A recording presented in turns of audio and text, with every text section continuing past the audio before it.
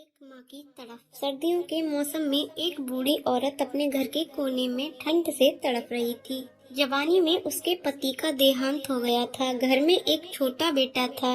उस बेटे के उज्जवल भविष्य के लिए उस माँ ने घर घर जाकर काम किया। काम करते करते वो बहुत थक जाती थी, लेकिन फिर भी आराम नहीं करती थी। वो सोचती थी जिस दिन बेटा लायक हो जाएगा उस दिन आराम करूंगी। देखते देखते समय बीत गया। माँ बूढ़ी हो गई और बेटे को अच्छी नौकरी मिल गई। कुछ समय बाद बेटे की शादी कर दी। अब घर में एक सुंदर पोता भी हो गया। अब बूढ़ी माँ खुश थी कि बेटा लायक हो गया, लेकिन ये क्या, बेटे व बहू के पास माँ से बात करने तक का वक्त नहीं होता था। बस ये फर्क पड़ा था माँ के जीवन में। पहले वह बाहर के लोगों के बर्तन कपड़े धोती थी, अब अपने घर में बहू बेटे की।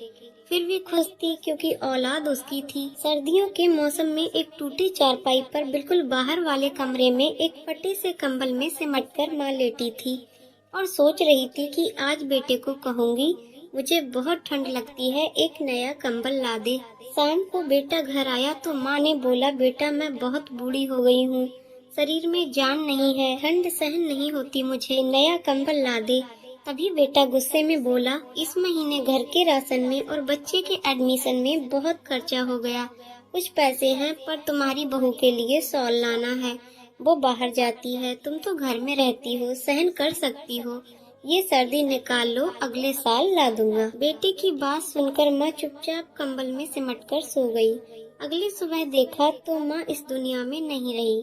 सब रिश्तेदार पड़ोसी एकत्रित हुए। बेटे ने माँ की अंतिम यात्रा में कोई कमी नहीं छोड़ी थी। माँ की बहुत अच्छी अर्थी सजाई थी। बहुत महंगा शॉल माँ को उड़ाया गया था। सारी दुनिया अंतिम संस्कार देखकर कह रही थी, हमको भी हर जन्म में भगवान ऐसा ही बेटा मिले। मगर उन लोगों को क्या पता था कि मरने के बाद भी एक माँ तड़प रही थी, सिर्फ एक कंबल के